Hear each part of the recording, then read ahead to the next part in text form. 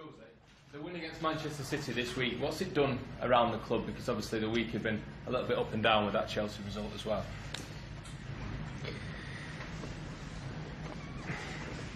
You know, after the defeat, we had to play Man City 2 days after, and because of that defeat, the match became more than a normal cup match. Was more because it was City, but was much more because 2 days before we had such a bad defeat, and sometimes people react to bad defeats in a negative way, and you go into a bad run of results.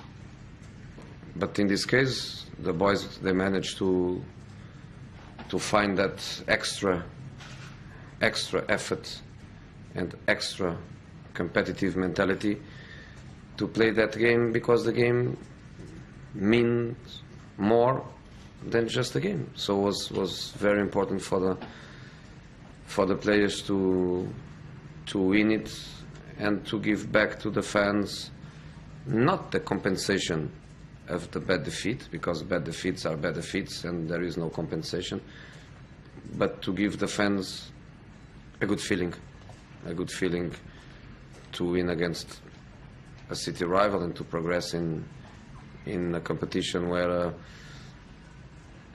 Man United has not been very successful in the last years. I don't remember when, but in my time in England, I don't remember Man United to win a League Cup recently. So it was important to go to quarter-final, and then quarter-final, last 8. We have 50% chances to be in the semi-final. With the results being the way they've been so far, a little bit up and down, how long do you think it will take until we see the best of Manchester United under you, for these players to have all settled in, got used to your methods, all that sort of thing? The best, I don't know.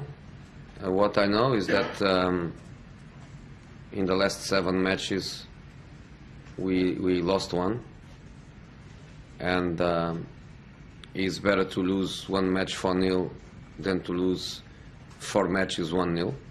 4 matches 1-0 is 12 points. 1 match 4-0 is 3 points.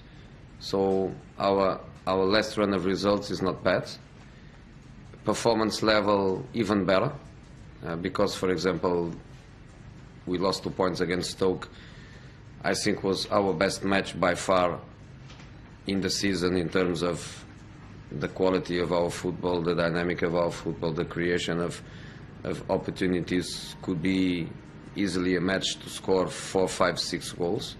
So the run of results is not bad, and the run of performances is not bad too. We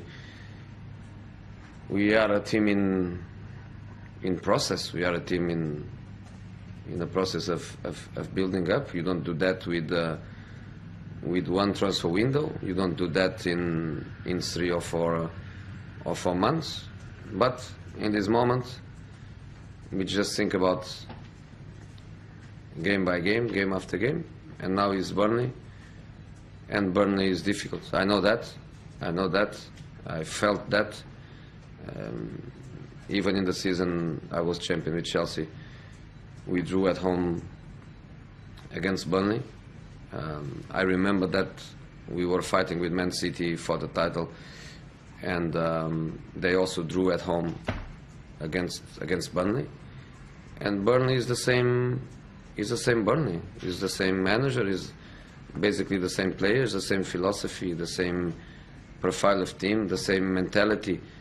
So it's going to be very difficult for us, and especially because we also come in a run of 5 matches with 2 days in between, since Liverpool, that we play with 2 days in between. Liverpool 2 days, Fenerbahce 2 days, Chelsea 2 days, City 2 days, Burnley now, and finally we are going to have a Sunday off and a little bit of time till the next Fenerbahce match. So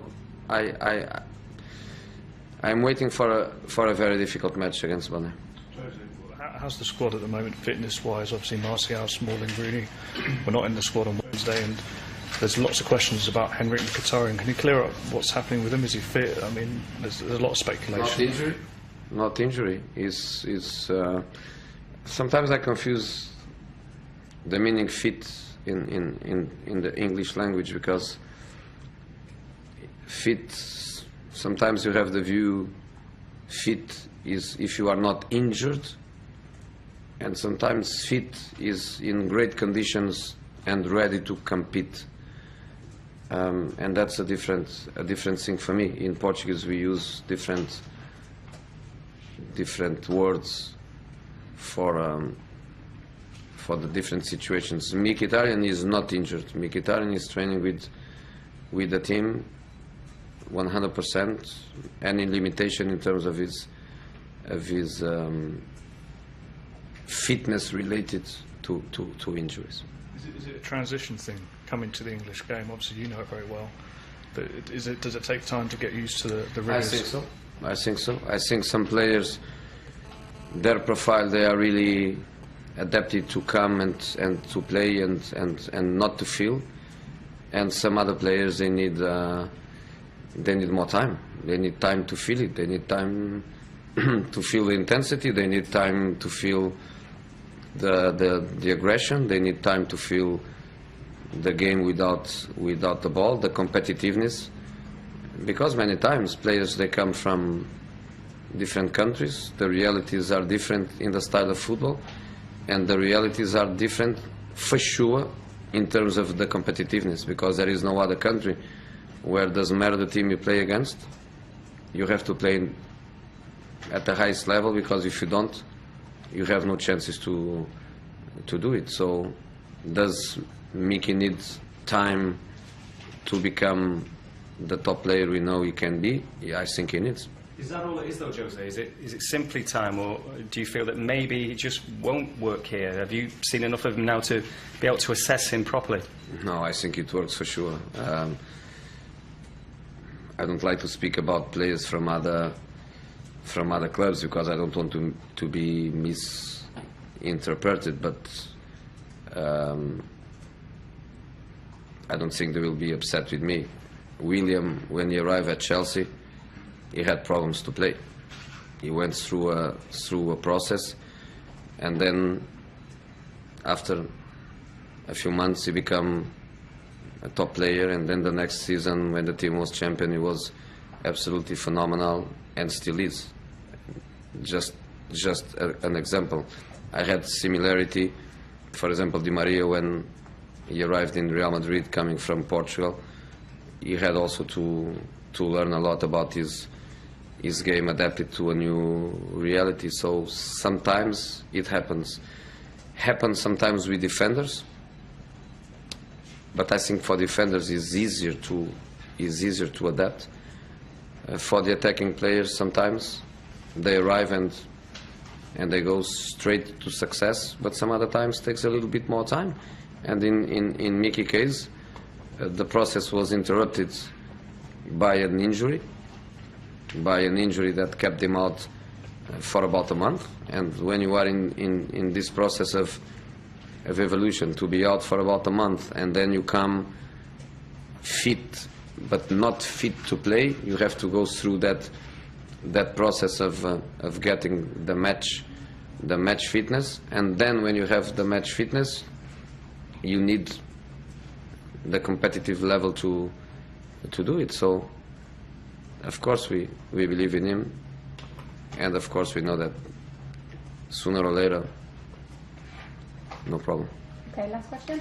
Jose, Michael Carrick's played in your last 2 wins. How big a role do you think he can have this season, and is he capable of playing 2 or 3 games in a week if required, or do you have to manage him very carefully? You know, one thing is to have 25 years old, another thing is to have 35 years old. I think that's the logic of things. But the only thing I can say is that he's phenomenal, no doubts about it. Do I have to manage? I think I have to. I think I cannot expect from Michael what I can expect from Rashford or Herrera in terms of playing 3, 4, 5, 7 consecutive matches. But he's phenomenal. And